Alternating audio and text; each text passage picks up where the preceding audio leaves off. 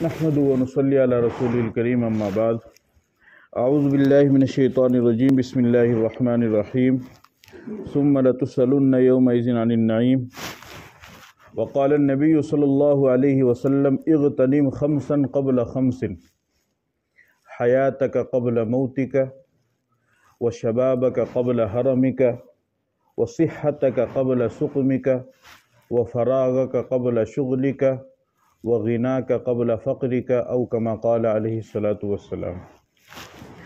میرے محترم بزرگوں اور دوستوں، معزز علماء کرام، اللہ پاک نے انسان کو، میرے کو اور آپ کو، ہم سب کو بے شمار نعمتوں سے نوازا ہے، اور اس قدر نعمتوں کی بارش اللہ نے ہم پر فرمائی ہے کہ اگر ہم اللہ کی ان دی ہوئی نعمتوں کو شمار کرنا چاہیں، گننا چاہیں تو گن نہیں سکتے۔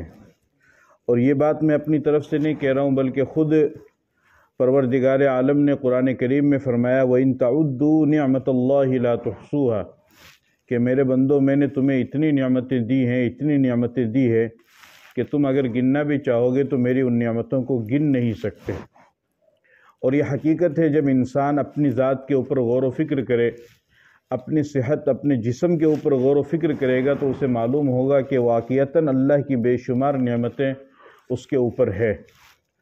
آنکھ کا صحیح وقت پر دیکھنا، کان کا صحیح وقت پر سننا، ہاتھ کا صحیح وقت پر کام کرنا، پاؤں کا صحیح وقت پر چلنا، دماغ کا صحیح وقت پر صحیح فیصلہ کرنا، صحیح سوچنا، اور دل کا دھڑکتے رہنا اور سانس کا آتے جاتے رہنا، یہ اللہ کی بے شمار نعمتیں ہیں۔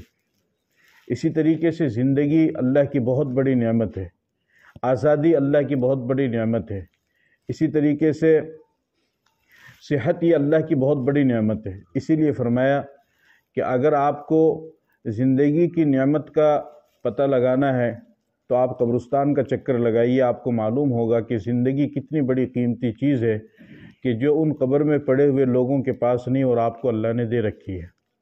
اسی طریقے سے جب آپ ہاسپٹل کا چکر لگائیں گے تو آپ کو معلوم ہوگا کہ صحت یہ اللہ کی کتنی بڑی نعمت ہے، اور کتنے نوجوان ہیں، طاقتور ہیں، جو سب کچھ ہونے کے باوجود بھی صحت ان کی صحیح نہیں اور وہ ہاسپٹل میں بیمار پڑے ہوئے۔ اسی طریقے سے جب آپ جیل کا، تھانے کا چکر لگائیں گے تو آپ کو معلوم ہوگا کہ آزادی اللہ کی کتنی بڑی نعمت ہے، اور جو قید کے اندر ہے اس کے پاس سب کچھ ہے لیکن وہ اپنی مرضی کا نہ کھانا کھا سکتا ہے، نہ پانی پی سکتا ہے، اور اپنی مرضیات کے مطابق وہ اپنی ضروریات کو پوری نہیں کر سکتا ہے۔ لیکن آپ آزاد ہیں، آپ اپنی مرضی کے مطابق کہیں بھی آ سکتے ہیں، جا سکتے ہیں، گھوم سکتے ہیں، پھر سکتے ہیں، اپنی تمام ضروریات کو پورا کر سکتے ہیں۔ اس سے آپ کو معلوم ہوگا کہ آزادی اللہ کی کتنی بڑی نعمت ہے۔ تو اللہ کی بے شمار نعمتیں ہیں جو اللہ پاک نے انسان کے اوپر کی ہے اور کرتا رہتا ہے اور کرتا رہے گا۔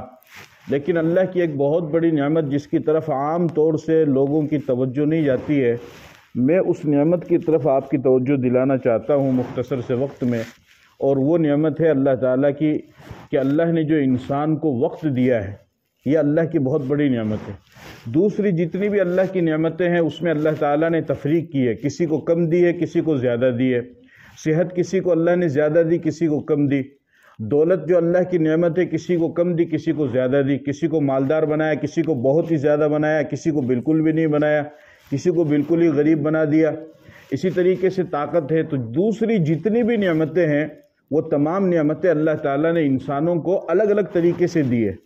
اگر کائنات میں اللہ کی کوئی نعمت ایسی ہے کہ جو نعمت اللہ تعالیٰ نے تمام انسانوں کو برابر دی ہے، اس میں کسی کا کوئی فرق نہیں ہے، کوئی امتیازی سلوک نہیں رکھا گیا ہے، وہ چاہے غریب ہو یا مالدار ہو، دیہاتی ہو یا شہری ہو، عالم ہو یا جاہل ہو، پڑھا لکھا ہو یا ان پڑھ ہو، مسلمان ہو یا ہندو ہو، یا کسی بھی سماج سے تعلق رکھنے والا ہو، کسی بھی برادری سے تعلق رکھنے والا ہو، کسی بھی ملک کا وہ باشندہ ہو، کہیں کا بھی رہنے والا ہو، ایک نعمت تمام انسانوں کو اللہ تعالیٰ نے برابر عطا فرمائی ہے، اور وہ ہے وقت کی نعمت، کہ وقت کی نعمت تمام انسانوں کو اللہ تعالیٰ نے برابر دی ہے۔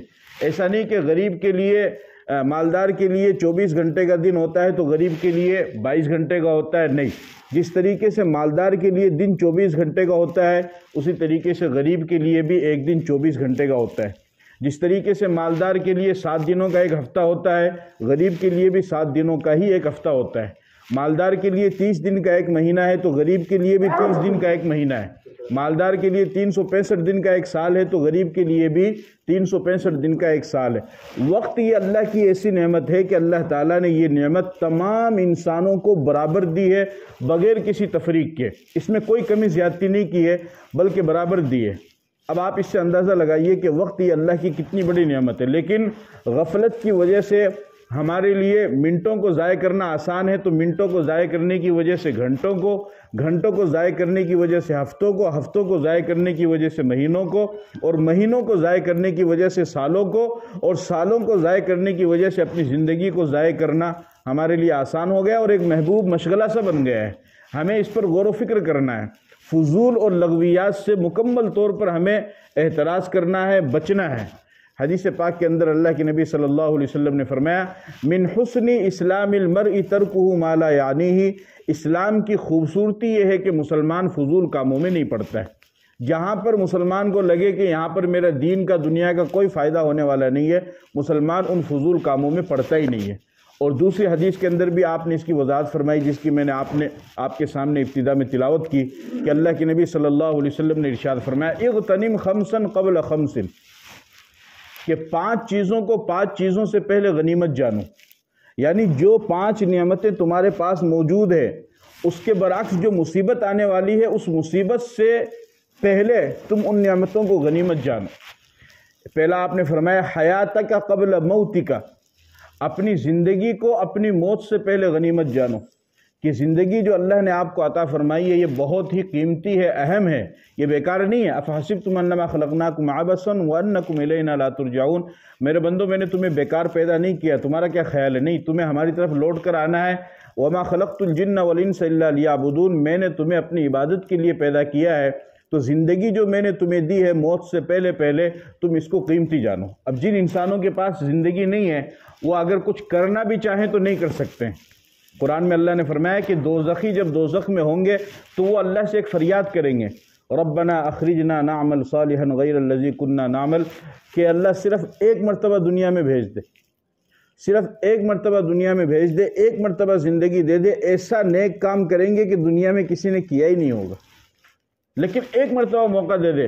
اللہ پاک فرمائیں گے اولم نعمرکم ما یتذکر فی من تذکر وجاءکم النذیر، کہ اتنی زندگی تو میں نے تمہیں دی تھی، 60 سال کی، 70 سال کی، 80 سال کی، اب یہ نہیں ہے، اب نہیں۔ وحرام علی قریۃ اہلکناھا انہم لا یرجعون، جس بستی کو ہم نے ایک مرتبہ ہلاک کر دیا، ختم کر دیا، جس کو ایک مرتبہ موت آ گئی وہ دوبارہ لوٹ کر کے دنیا میں آنے والا نہیں ہے، جسم کے اعتبار سے بھی نہیں آئے گا، روح کے اعتبار سے بھی نہیں آئے گا۔ اچھی طرح سمجھ لو میری اس بات کو، جو انسان ایک مرتبہ مر گیا، دنیا سے چلا گیا، وہ جسم کے اعتبار سے بھی دوبارہ دنیا سے لوٹ کر نہیں آئے گا، آخرت سے، قبر سے، اور روح کے اعتبار سے بھی نہیں آئے گا۔ سمجھانا کیا چاہتا ہوں؟ سمجھانا یہ چاہتا ہوں کہ یہ جو عقیدہ ہے نا کہ جمعرات ہر دن گرا، روح آو اور گوشت پکانا چاہے، اور وہ اگر گوشت نہیں پکاؤ تو وہ ناراض ہو جاوے، قرآن میں اللہ نے صاف فرمایا وحرام علی قریۃ اہلکناھا انہم لا یرجعون، ایک مرتبہ جس بستی کو ہلاک کر دیا، یعنی جس کو ختم کر دیا یا جس کو موت آ گئی، وہ دوبارہ پلٹ کر کے آنے والا۔ تو جو انسان چلا گیا اگر دوبارہ پلٹ کر آنے والا ہوتا، ایسا کوئی چانس ہوتا تو اس کو موت ہی نہیں آتی، لیکن اگر کسی کو موت آ گئی ہے تو وہ دوبارہ پلٹ کر کے نہیں آئے گا۔ حضرت بیٹھے ہیں، آپ معلوم کر سکتے ہیں، حضرت عیسیٰ علیہ السلام، ان کو آخر زمانے میں اللہ پاک بھیجیں گے، تو ان کو اللہ کو بھیجنا تھا تو اللہ نے ان کو موت ہی نہیں دی، بلکہ کیا کیا؟ بل رفعہ اللہ الیہ، اللہ نے ان کو آسمان پہ اٹھا لیا، اب وہ آسمان پہ زندہ ہے اور زندہ ہی دنیا میں واپس آئیں گے۔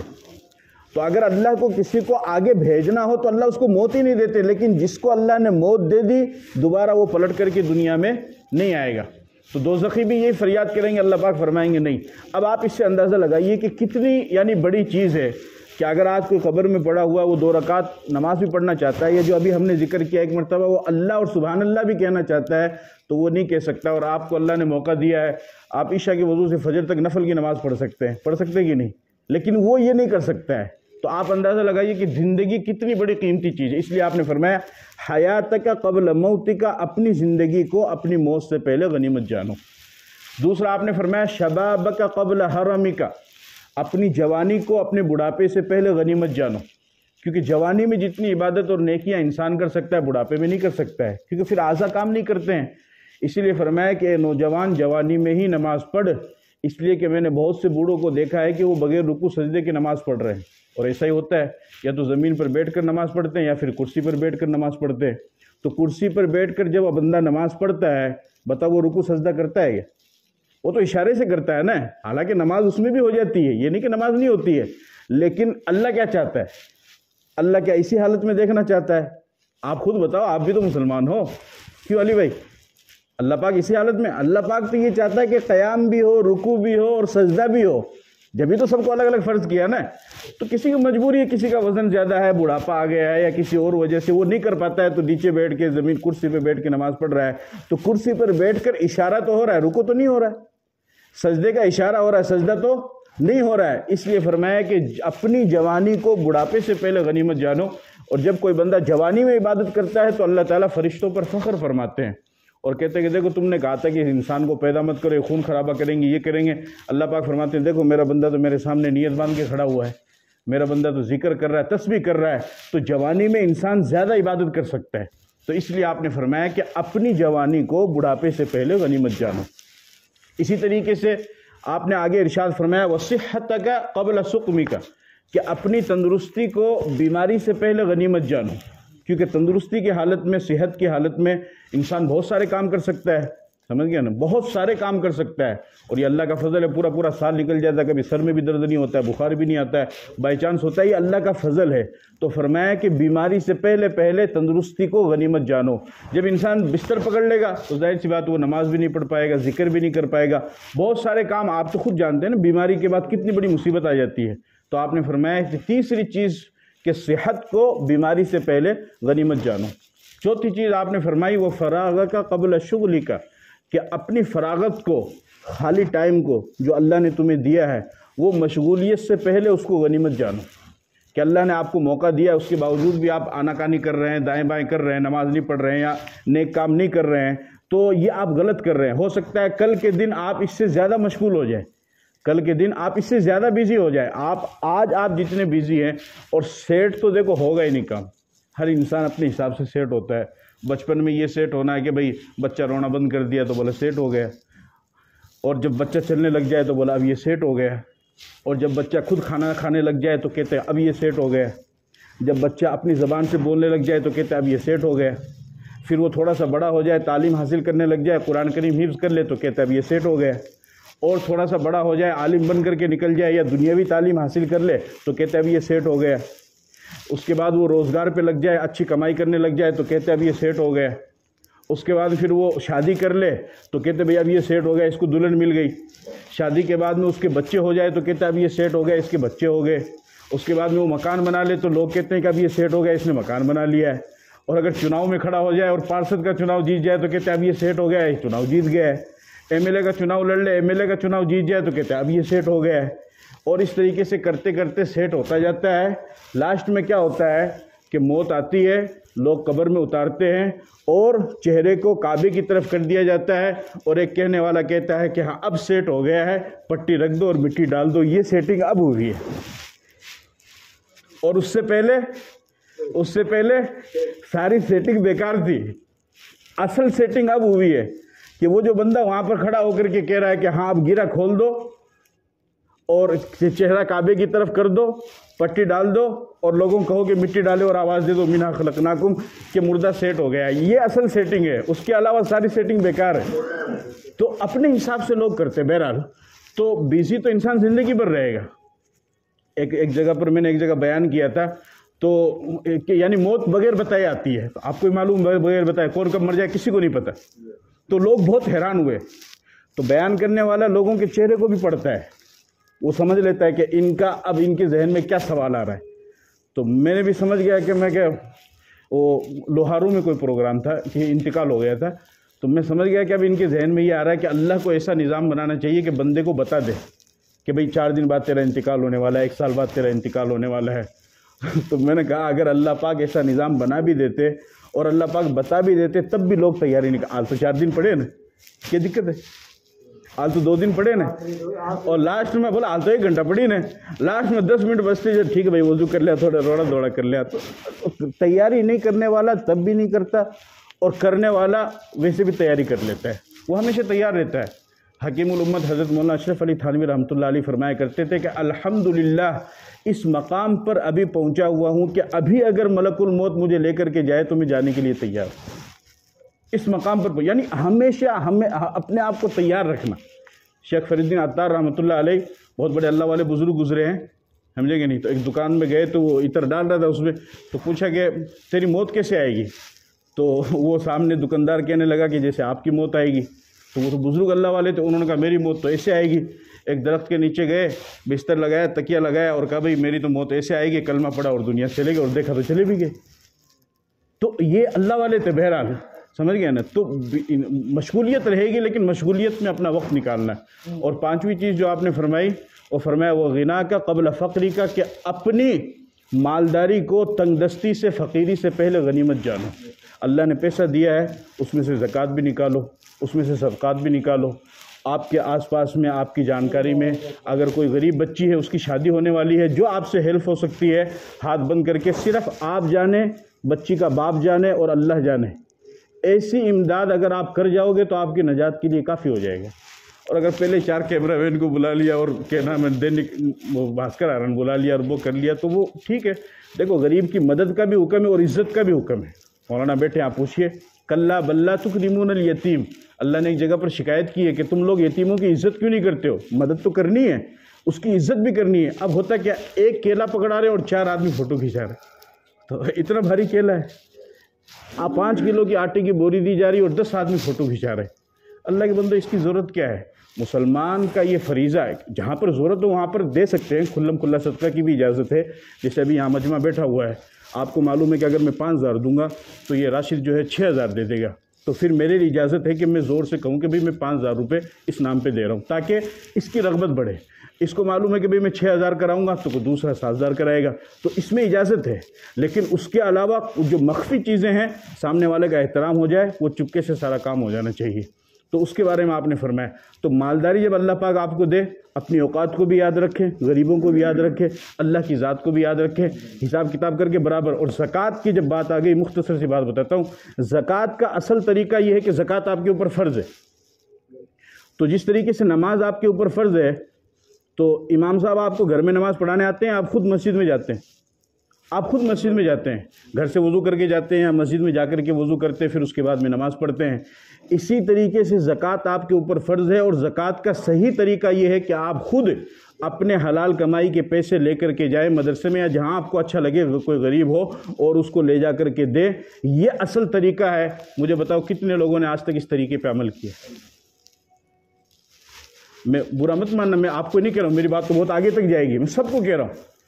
اگر ہم یہاں 50 بیٹھے ہیں تو ہم خود اپنے دل پہ غور و فکر کر کے سوچیں کہ زکوٰۃ کے اس صحیح طریقے پر میں نے کتنی بار عمل کیا ہے۔ اب تو بیچارہ جو غریب آتا ہے اسی کو دھکا دے دیتے ہیں، اسی کو دھمکا دیتے ہیں، ارے وہ تو احسان کر رہا ہے۔ ایک زمانہ ایسا آئے گا کہ کوئی زکوٰۃ لینے والا وہ صبح لے کر نکلے گا تو وہ کہے گا یار تو شام کا آ جاتا تو میں لے لیتا۔ وہ شام کو ایک حاجی صاحب آئے تو وہ دے گئے، میری تو ضرورت پوری ہو گئی، میں تو مستحق ہوں نہیں۔ وہ شام کو نکلے گا، بولے گا یار صبح آ جاتا، تو یعنی کوئی زکوٰۃ لینے والا نہیں ہوگا۔ حضرت عیسیٰ علیہ السلام کے زمانے میں جب دجال کو قتل کریں گے اور زمین اتنا خزانہ نکالے گی، اتنا خزانہ نکالے گی کہ اس وقت جو لوگ ہوں گے وہ افسوس کریں گے کاش جو لوگ مر گئے تنگ دستی کی وجہ سے وہ زندہ ہوتے تو اس خزانے کو استعمال کر لیتے۔ تو اللہ کے نبی نے فرمایا کہ اپنی مالداری کو فقیری سے پہلے غنیمت جانو۔ یہ مضمون میں نے کیوں رکھا ہے؟ یہ اس وجہ سے رکھا ہے کہ ابھی 2021 ختم ہونے والا ہے، 2-4 گھنٹے بچے ہیں، اس کے بعد میں 2022 آ جائے گا، اور غیروں کے طریقہ منایا جاتا ہے نیو ایئر کے نام سے، کہ یعنی نیا سال مبارک ہو، ہیپی نیو ایئر کے نام سے، کہ نیا سال مبارک ہو۔ پہلی بات تو یہ ہے کہ مسلمانوں کا نیا سال جنوری سے شروع ہی نہیں ہوتا، مسلمانوں کا نیا سال تو محرم سے شروع ہوتا ہے۔ آپ جانتے ہیں محرم، صفر، ربیع الاول، ربیع الاخر، جنوری سے تو انگریزوں کا نیا سال شروع ہوتا ہے۔ دوسری بات یہ ہے کہ ایک عربی کہاوت ہے الوقت اثمن من الذهب، وقت سونے سے بھی زیادہ قیمتی ہے۔ جو سونا چاندی ہوتے ہیں ان سے بھی زیادہ قیمتی ہے وقت، سمجھ گئے نا؟ آپ کے پاس سونا چاندی ہے یا پیسے ہے، 5 لاکھ روپے ہے، کسی نے لوٹ لیا، ڈاکہ مار دیا، آگ لگ گئی، یا وہ خراب ہو گئے، وہ ختم ہو گئے، تو آپ دوبارہ محنت کر کے اپنے پاؤں پہ کھڑا ہو کے 5 لاکھ یا 10 لاکھ بھی کما سکتے ہیں، نہیں کما سکتے؟ کما سکتے ہیں نا۔ اگر آپ کے پاس 5 تولہ سونا ہے، وہ چوری ہو گیا، آپ محنت کر کے 10 تولہ سونا، 10 کیوں 50 تولہ سونا کما لیں گے محنت کر کے۔ لیکن وقت اس سے بھی زیادہ قیمتی ہے، چونکہ ایک مرتبہ جو وقت چلا گیا اب ساری کائنات مل کر کے اس وقت کو دوبارہ نہیں لا سکتی. آپ اپنی طاقت لگا دیں، دولت لگا دیں، حکومت لگا دیں. آج کا دن جمعہ 31 دسمبر 2021، اس کے بعد میں اب ہمیں موت تو آئے گی لیکن دوبارہ یہ 31 دسمبر 2021 ہماری زندگی میں نہیں آئے گا. چیک آپ ساری دنیا کی دولت لگا دو، چونکہ وقت جو ایک مرتبہ نکل گیا، بندوق سے نکلی ہوئی گولی، کمان سے نکلا ہوا تیر، زبان سے نکلی ہوئی بات اور ہاتھ سے نکلا ہوا وقت دوبارہ پلٹ کر آتے ہی نہیں ہے. وہ جو نکل گیا نکل گیا. اس سے پہلے آپ کو سوچنا ہے کہ مجھے اس کو تیر مارنا ہے نہیں مارنا ہے. سمجھ گئے نا؟ اس سے پہلے سوچنا مجھے گولی مارنی یا نہیں مارنی. وہ تو لگے گی، اب وہ اگلا ہی بچے گا تو ایک الگ بات ہے، لیکن آپ نے اگر چلا دی تو اگلا تو جائے گا. سمجھ گئے نا؟ تو وقت یہ بہت قیمتی چیز ہے، خاص طور پہ ایک مسلمان کے لیے. تو ہماری زندگی کے 365 دن کم ہو گئے. اب اگر میری موت کے 5 سال باقی تھے تو 4 سال بچے ہیں، اگر میری موت کے 4 مہینے باقی تھے تو 3 مہینے بچے ہیں. تو سب انسان کے سب کے وقت کو اپنے وقت پر جانا ہے. سمجھ گئے نا بات کو؟ لیکن ہم اپنے جنازے کے موت کے قریب ہوتے جا رہے ہیں. تو اس پر خوشی کس بات کی؟ تو ہمیں جو وقت گزر گیا ہے اس پر اللہ تعالیٰ سے دعا کرنی چاہیے. اور یہ 2020 اور 21 کا سال تو جیسا بھی حضرت نے بھی فرمایا آپ کو معلوم ہے، یہ تو ویسے کورونا کی چپیٹ میں چلا گیا. لوگ روزگار کے لیے پریشان ہیں. ابھی 2-4 دن پہلے آپ نے دیکھا ہوگا کہ ایک نوجوان بچی کو پیٹی میں ڈال کر کے بیچ رہا ہے لوگوں کو. اس کو کہا کہ بھئی تو ایسا کیوں کر رہا ہے؟ تو کہنے لگا میرے بچے بھوکے مر رہے ہیں، میں کیا کروں، میرے پاس کوئی روزگار نہیں. یعنی یہاں تک روزگاری آ گئی، بے روزگاری آ گئی ہے کہ نوجوان دوسروں کی بچیوں کو، بچے جو کھیلتے رہتے ہیں گلی محلے میں، تو اس لیے بچوں کا خیال بھی رکھنا. سمجھ گئے؟ دوپہر میں گرمی کے ٹائم یا پھر باہر الٹے سیدھے ٹائم پہ اپنے بچوں کو باہر مت نکالنا. کسی کا کوئی بھروسہ نہیں، وہ زبردستی مطلب پیٹی میں ڈال کر کے اٹھا کر کے لے جا رہے ہیں. کیوں؟ بے روزگار ہو گئے. سمجھ گئے؟ تو یہ تو ویسے چپیٹ میں چلے گئے. اب اگر ہم اور زیادہ نافرمانی کرتے رہیں گے تو پھر تو اور بھی زیادہ غلط ہو جائے گا. تو نئے سال کے موقع پر کپڑا پہننا، خوشی منانا، نئے کھانے پکانا، پارٹی کرنا، یہ سب غیروں کا طریقہ ہے. ہمیں اس سے بچنا بھی چاہیے. اور دکھ تو مجھے اس وقت زیادہ ہوتا ہے جب قوم کے ذمہ دار، سماج کے ذمہ دار اور برادری کے ٹھیکیدار، دنیا کے اور دین کے اپنے آپ کو بتانے والے ٹھیکیدار، وہ بھی اس پارٹی کو کرتے ہیں اور ڈی جے اور گاجے اور باجے کے ساتھ میں. یہ ابھی بھی ہو رہا ہوگا، نول گڑھ میں بہت جگہ ہو رہا ہوگا. اللہ کا لاکھ لاکھ شکر ہے کہ اللہ نے ہمیں ذکر کی محفل میں بلایا. سب کہو الحمدللہ کہ اللہ نے ہمیں اس طرف لیکن کتنے لوگ ہیں؟ ہمیں اس سے احتیاط کرنا ہے، اپنے نوجوانوں کو اس سے روکنا ہے. اور جو 2022 کا آنے والا سال ہے اس میں ہم اللہ سے دعا کریں کہ اللہ زیادہ سے زیادہ نیکیاں دے. نہ جانے وہ سال پورا ہم گزار پائیں گے نہیں گزار پائیں گے، ہم زمین کے اوپر رہیں گے یا زمین کے نیچے چلے جائیں گے. تو ہمیں تو اپنے آپ کو ہر وقت تیار. اسی لیے ایک بزرگ سے کسی نوجوان نے پوچھا کہ عبادت کے لیے سب سے بہترین وقت کون سا ہے؟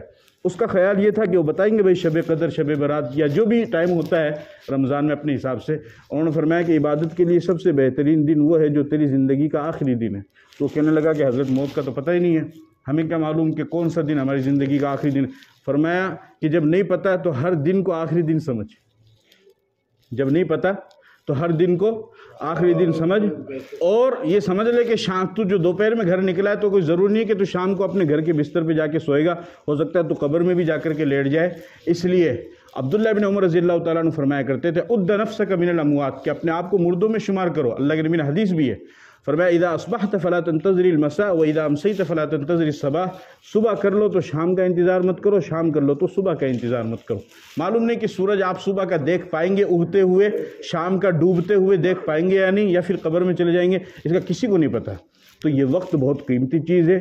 اسی مناسبت سے اسی بنیاد پر میں نے یہ بات آپ کے سامنے رکھی ہے.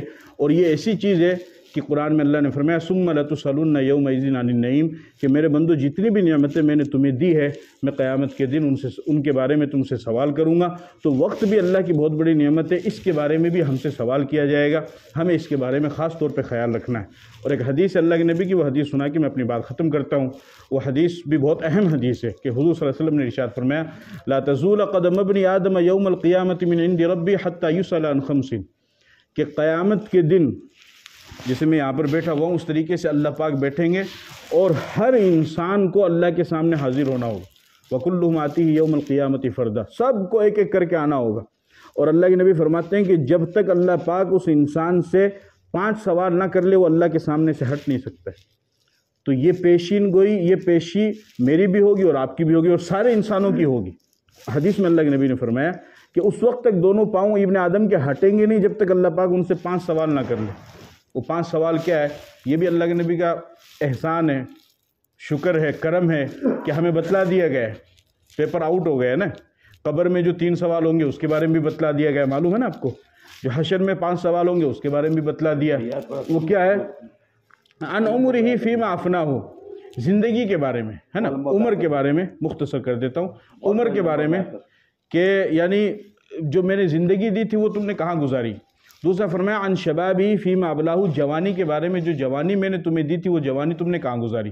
تیسرا فرمایا عن مالہ من این اکتسبہ وفیما انفقہ, مال کے بارے میں کہاں سے اس کو کمایا اور کہاں اس کو خرچ کیا. یہ 4 ہو گئے. اور چوتھا 5واں فرمایا ماذا عمل فیما علم, کہ جس چیز کا تمہیں علم تھا اس پر کتنا عمل کیا. تو جو زندگی اور جو جوانی اللہ نے ہمیں دی ہے اس کے بارے میں سوال بھی کیا جائے گا. اس لیے چند باتیں میں نے آپ کے سامنے رکھی.